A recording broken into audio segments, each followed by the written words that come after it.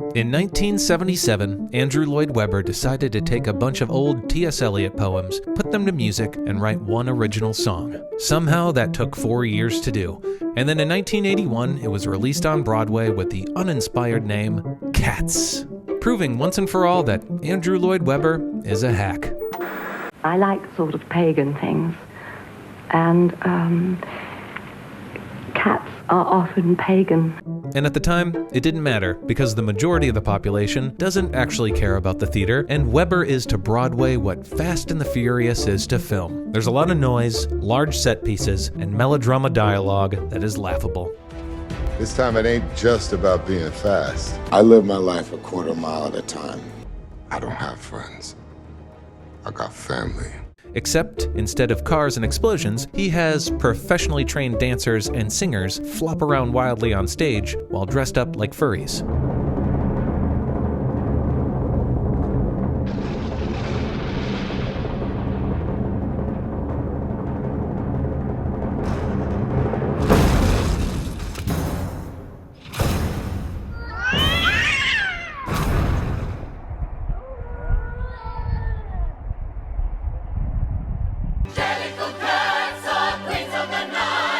Somehow, this all became very popular, probably because Webber is a huge name, and it went on to become one of the longest-running shows on Broadway.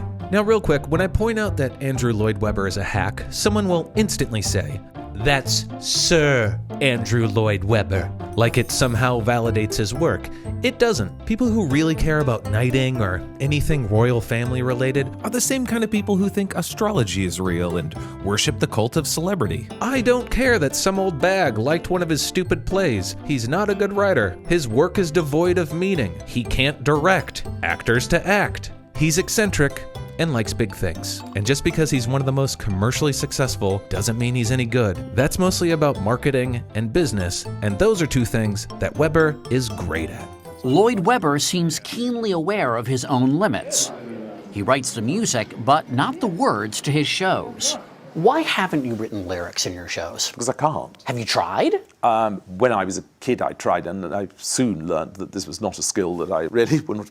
I mean, writing lyrics is something which is very specific, and the great lyric writers, I mean, you know, they have a turn of phrase and a way of writing that I simply couldn't get near, because I can't. Have you tried? So personally, that's just something I have in the back of my mind when I watch this thing, and at no point am I ever going to take it seriously. This was a play that people went to go see because of the name attached to it, and because it used old poetic language. Some people were tricked into thinking that it has some sort of grand meaning or is automatically artistic, when in reality it's just about individual cats and their personalities. So in movie form, without the title of Broadway play, it's now open to analyzation and criticism from the general population, and that did not work out. So with this information, it's easy to see that Cats had no chance of ever being good, and no amount of CGI would ever fix that.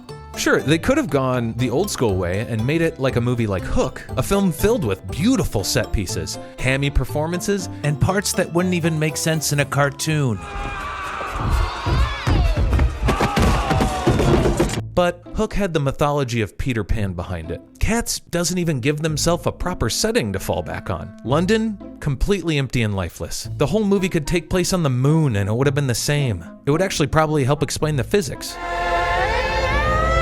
With no real setting, it just forces the audience to focus solely on these characters dancing and singing around, and the characters themselves have nothing to say or no real point of view because they're just cats. They were born from a short series of poems that was meant to be casually enjoyed, and Webber makes no attempt at adding anything to their personalities. They just kind of exist. The only thing Webber did to have them connect was rub up against each other. And I'm pretty sure the only direction that these actors were given from the director Tom Hooper was be horny.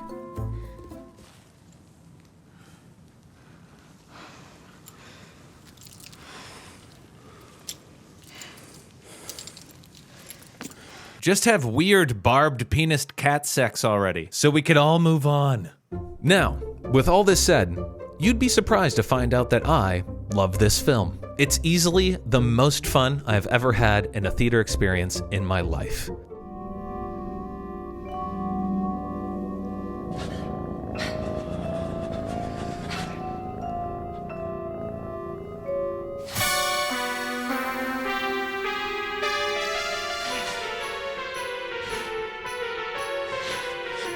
Now, I've seen a lot of horrible films in theaters, but it's been something like The Room, a movie that everyone has already seen before and is emotionally prepared. I saw Cats in the first week it was released, and everybody knew it was bad, but no one knew what to expect. So what are you looking forward to tonight, seeing the final product? Seeing it finished, because I finished this film at 8 a.m. yesterday morning in London after 36 hours without sleep. So this will be the first time that I showed the completely finished film to an audience. So to see it finished will be like very cool. So the movie starts off, and already in the first scene, you're bombarded with complete nonsense. The CGI is horrible. The physics, way off. The color is something I can only describe as neon brown. And they're saying Jellicle Cats 1,000 times.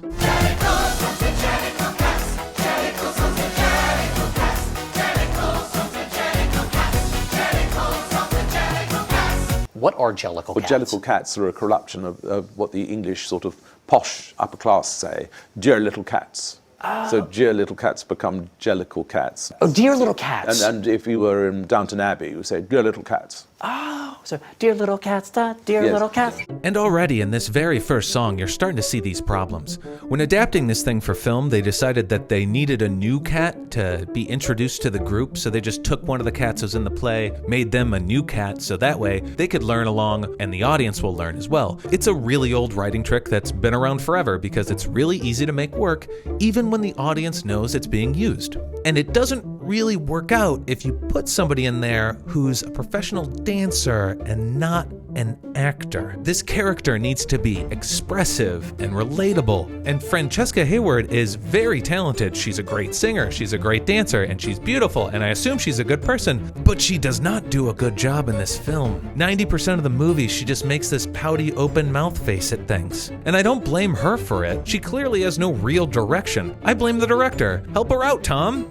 These incredible talents in other disciplines. So, I mean, Francesca Hayward, who plays Victoria, you know, principal ballerina of the Royal Ballet, one of the world's top dancers who'd never acted in her life. I mean, she, on screen, she's a movie star. I mean, and that was clear from day one. And she holds the camera with the kind of power that a Judi Dench or Ian McKellen was, you know. Anyway, after the audience is confused by that first song, the audience is hit with an uppercut of absurdity with the song Gumby Cat. And it's at this point that the audience just couldn't keep it together any longer. You know when a child is telling you some made-up story and it's basically just incoherent babble? That's funny because of how silly it is? That's this whole scene, but adults made it and thought it was art. I actually screamed several times during this song. Once when they reveal child slave mice, again when they introduce dancing cockroaches in heels, and again when Jenny Anydots unzips her skin. Now for the icing on the cake! Andrew Lloyd Webber is just a rich Neil Breen. So after Gumby Cat, the whole audience is in for this train wreck, and we need to talk about the CGI. Yes, the CGI is horrible and distracting, but I don't blame any of the visual effects companies that worked on this thing. Hooper admitted that they were working on this right up until its release date, and a lot of people already know that they had to re-release it with updates to fix a lot of the problems, and even more people know that there was apparently a butthole cut that they got rid of, and now everybody wants the butthole cut. One of my friends even tried to make it. Which is famous for winkles and shrimps.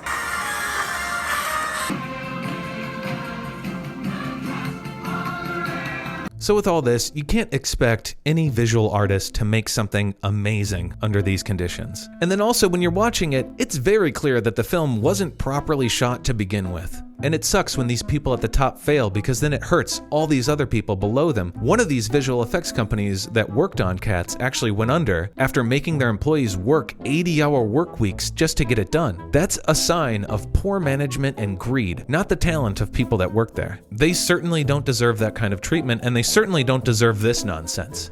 As cast members of the motion picture Cats, Nobody more than us understands the importance of good visual effects. Oh yeah, James, because this moment, which isn't in the stage play by the way, it was added in, would have worked wonderfully if you were somehow animated better. Just before noon's not a moment to say, "Ooh, God." Oh!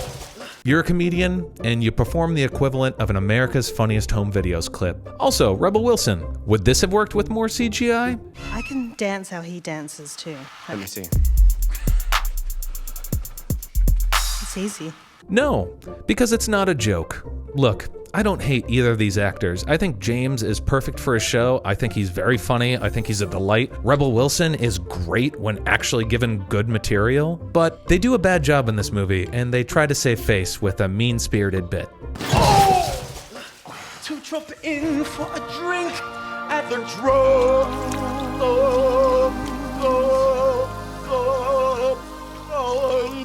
Thanks, Tugger. Anyway, after the very first song, people never stopped laughing, except for 3 parts. Once was during the groin hit part, but the other 2 were for valid reasons. And I know I called them a hack, but I have to give credit where credit is due. Memory, the only original song that Webber contributed, is a great song, and it's written to show off amazing singers' talents. So of course, Jennifer Hudson crushes this song. Even with all that snot coming out of her face, I don't care, it hits.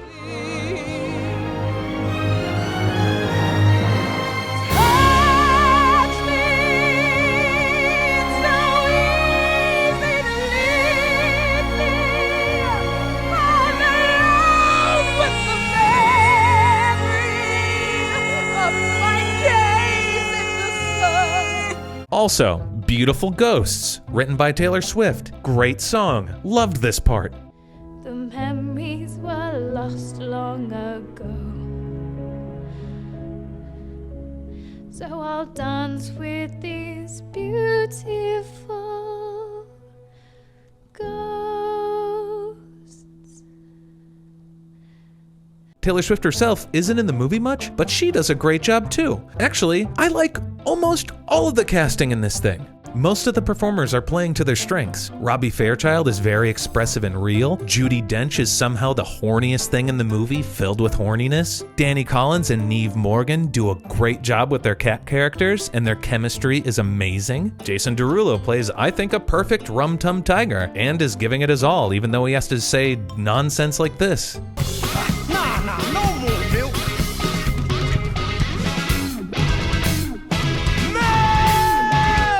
Oh, and oh my god, I cannot get enough of Sir Ian McKellen as Gus. He is so adorable. Fire from the fiend of the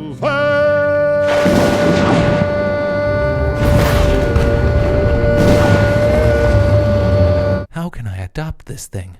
The only person who doesn't seem to belong is Idris Elba. And it's not his fault. His style just doesn't seem to fit in this universe. He's the only cat, when not wearing clothes, looks and feels naked. It's so weird. This guy is supposed to be the cool villain, and his lines are supposed to be scary.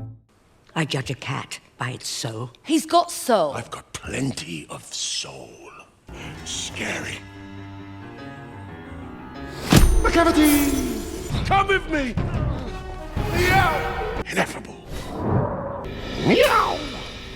Meow! Basically, everyone involved with this project, except for Tom Hooper, seems to give their best. And this is honestly the best thing that we can expect from something with such awful source material. Through the cracks, you could see all the hard work done by artists in this film. So for me, Cats is the closest thing I've seen to a big budget The Room. Honestly, Hooper, Academy Award-winning director Tom Hooper, why in the world are random shots handheld? Why would you use this style in such a clean and choreographed film?